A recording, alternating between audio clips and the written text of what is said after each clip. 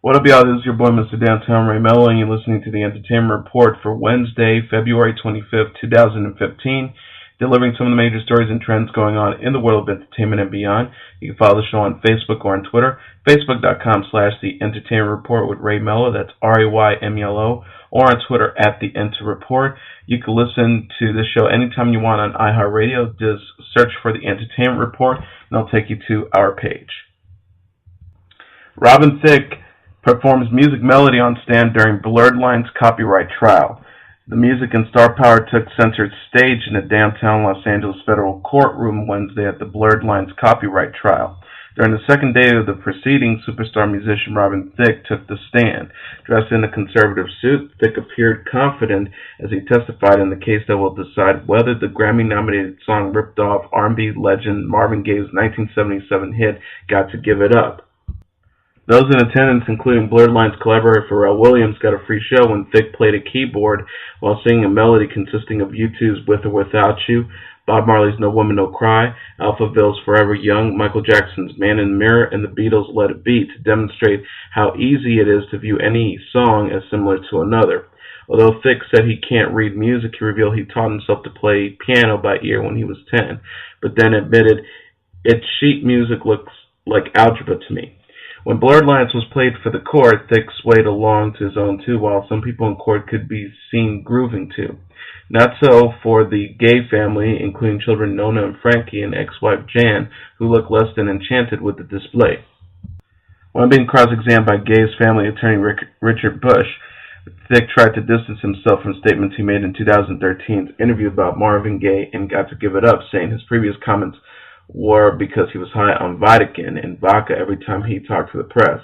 When interviewers would raise a perceived connection between Blurred Lines and Got to Give It Up, Thicke claimed he just went along with whatever was being said.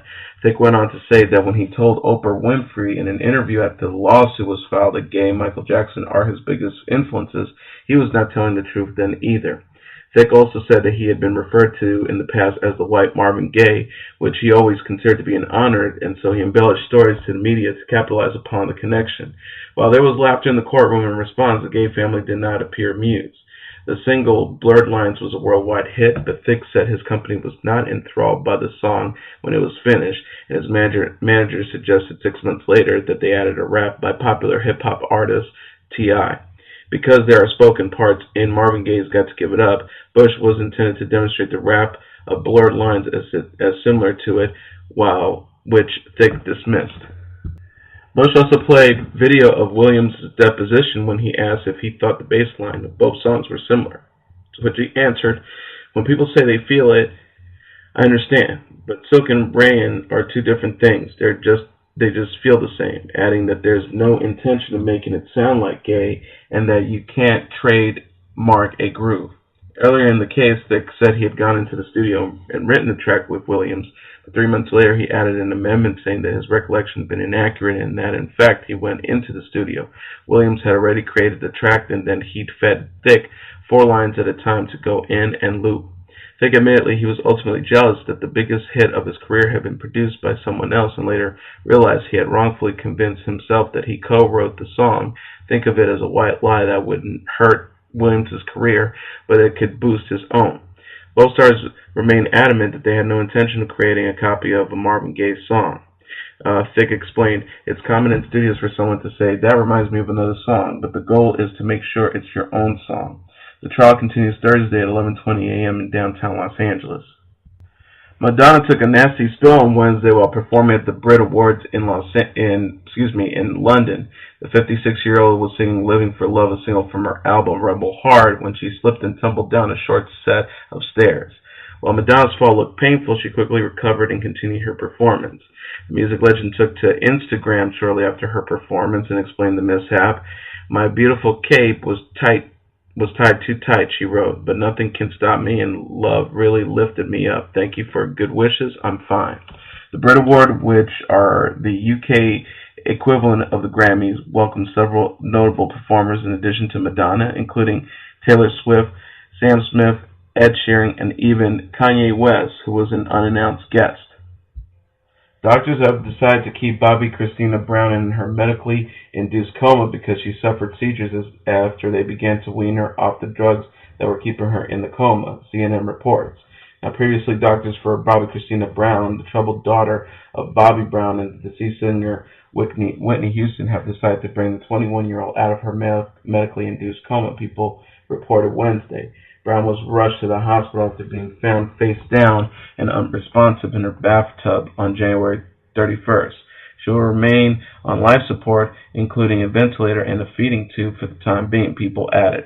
A family source told the magazine that the family is, quote, hoping and praying bringing Brown out of a coma will give us some answers. However, the source added Brown's condition remains severe. Earlier this month, Rachel Ross of the syndicated television show The Doctors told the Wrap that doctors would have placed Brown in a coma to let her brain heal. Ross offered, if the brain is doing no work, it doesn't have to metabolize anything. It doesn't have to think. That's when we can do this, we can prevent her brain from swelling any further, and we can potentially buy her some time and let it heal up. Taking Brown out of a coma will allow doctors to determine if Brown's condition has improved at all and whether she's able to perform any functions on her own. While Brown's doctors and family seek answers, drama has swirled around her situation. Her boyfriend Nick Gordon has gone after Bobby Brown on Twitter, saying he's been blocked from visiting Bobbi Kristina in the hospital. Gordon also has filed a restraining order against the Roswell, Georgia Police Department in an attempt to block a search warrant for footage captured by a security camera. The Spider-Gwen can do whatever a Spider-Man can with a hoodie and a legion of online fans in tow. After having died in 1973 in a battle between Spidey and the Green Goblin and staying dead for more than 40 years, Gwen Stacy has found a new life with superpowers as a parallel Universal Spider-Woman in Spider-Gwen, a Marvel Comics series premiering today by writer Jason Latour and artist Robbie Rodriguez and Rico Renzi.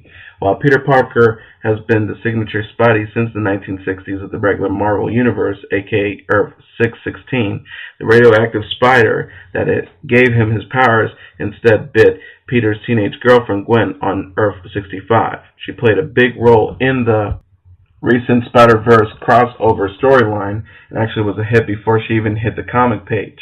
Last September's Edge of Spider-Verse #2 that introduced Spider-Gwen was an immediate sellout, causing multiple printings and price hikes for the issue on eBay. Coming at a time when DC Comics was also giving Batgirl a modern, social media-ready makeover, only helped make the new Gwen a comic book phenomenon, according to Latour. Latour says we are pretty active about plastering it all over the internet. The response just seems to balloon. People really like the costume, and they were really into the idea, and you had to put your finger on the pulse on Tumblr. Not that I do, but if you just took a peek at it, it was insane before the book even came out with how much fan art and speculation there was about it.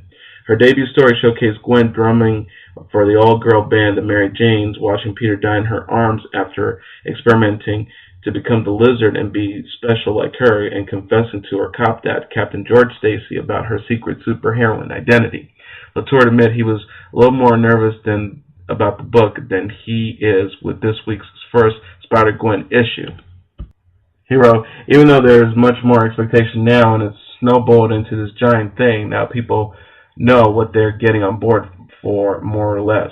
The new chapter finds Gwen newly returned from crisscrossing the universe with various other Spider-Peeps during Spider-Verse, and she has to find time to spend with her bandmates, avoid bad publicity from Daily Bugle publisher J. Jonah Jameson after he blames her for Peter's death, and also tussles with the Vulture. Tackling a returned Gwen Stacy in such a significant way literally scared Latour, he says. I really didn't think about it. I was drawn to other than the fact that it could have gone really badly because you weren't supposed to touch her. When Spider-Man group editor Nick Lowe offered her future adventures to him, Latour took a night to sleep on it and asked him what he really knew about Gwen Stacy and not just a frigid character who was killed for the sake of the hero as a plot progression. The answer was not a whole lot, and that was a problem. Latour says there was a catharsis to, well, if this character could come back and escape death because of what superhero comics are best at doing, then the sky is the limit. The writer also saw Gwen as a potential important heroine in the current climate of getting characters in superhero comics that better represent women. Disney's D is revisiting DuckTales. The network said today that it has ordered a new animated comedy series based on the Emmy-winning series that aired from 1987 to 1990 as part of the Disney Afternoon Daily syndicated cartoon block. The new series is slated to launch in 2017. Produced by Disney Television Animation, DuckTales will again star Disney iconic characters Scrooge McDuck, his grandnephews Huey, Dewey, and Louie, and Donald Duck. The new series will follow Scrooge McDuck, his curious mischief-making grandnephews Huey, Dewey, and Louie, and the optimistic yet temperamental Donald Duck as they embark on high-flying adventures worldwide. Other beloved characters slated to be in the new stories are Duckworth, Garrel Gearloose, Launchpad, McQuack, Flintheart, Glom Gold, Magica Dispel, and Poe, Matt Beagle and the Beagle Boys, Burger Beagle, Bouncer Beagle, Mrs. Beakley, and Weeble Gale Vanderquack. DuckTales has a special place in Disney's TV animation history. It drew inspiration from Disney legend Carl Barks' comic books, and through its storytelling and artistic showmanship, setting an enduring standard for animated entertainment that connected with both kids and adults, said Mark Buha, SVP, Programming and General Manager of Disney XD. Our new series will bring that same energy and adventurous spirit to a new generation. Inspector Gadget Reboot coming to Netflix. Parents have a whole new way to get their kids hooked on binge watching. Netflix is expanding its slate of children's programming with its acquisition of the U.S. rights to an Inspector Gadget reboot that has already aired in Europe, USA Today reports. Previously a 1980s cartoon and a 1999 live-action movie with Matthew Broderick, Inspector Gadget's latest incarnation features new technology and a new 3D animated look for the cartoon character. The 26 episodes will debut on the U.S. version of Netflix in March, with premiere dates for other foreign Netflix territories to be announced at a later date. Eric Barmack, Netflix Vice President of Global Independent Content, said, "We think that kids are going to love the show, but it's also going to get some co-viewing because there is a generation of parents that grew up on the original." Neil Blomkamp's upcoming Alien movie will carry on Ellen Ripley's story from James Cameron's Aliens and ignore the sequel that came later. In an interview with Sky News during a promotional tour for Blomkamp's upcoming sci-fi flick Chappie, Blomkamp and Sigourney Weaver revealed that they intend to give Ripley a proper finish, one the pair don't think was achieved in Alien 3 or Alien Resurrection. Blomkamp said, "I want this film to feel like it's literally the genetic sibling of Aliens. So it's Aliens, and then this movie." Weaver said, "I would like to take Ripley out of orbiting around in space and give a proper finish to her story." Considering the twists and turns that came later, it's easy to forget that Alien was originally pitched as Jaws in space, a sinister tone Blomkamp wants to recapture.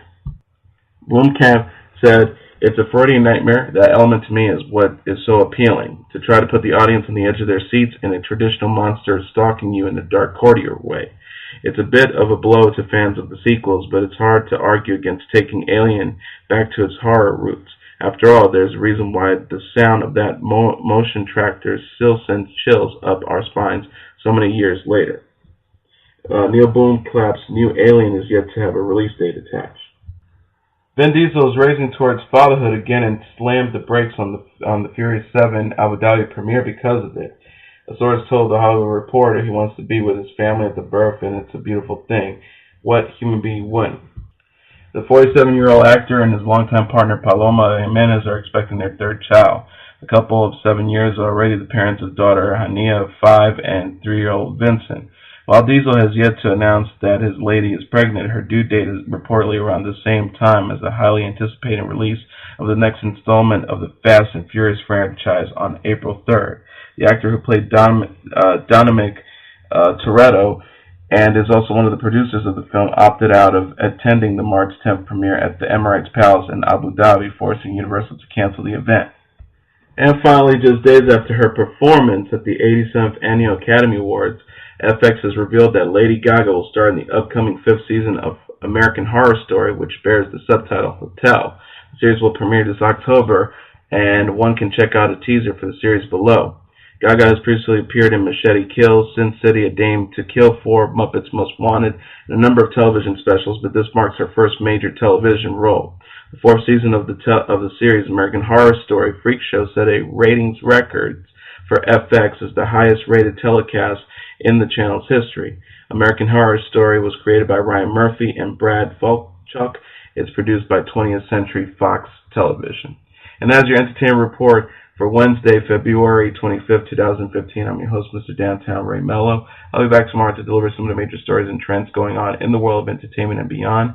Follow the show on Facebook or on Twitter, facebook.com/The Entertainment Report with Ray Melo. That's RAYMELO. Or on Twitter @The Enter Report. You can listen to this episode or any previous episodes of the show on iHeartRadio. Just search for The Entertainment Report and it'll take you to the page. Have a great day, everybody. I'll see you tomorrow. Bye.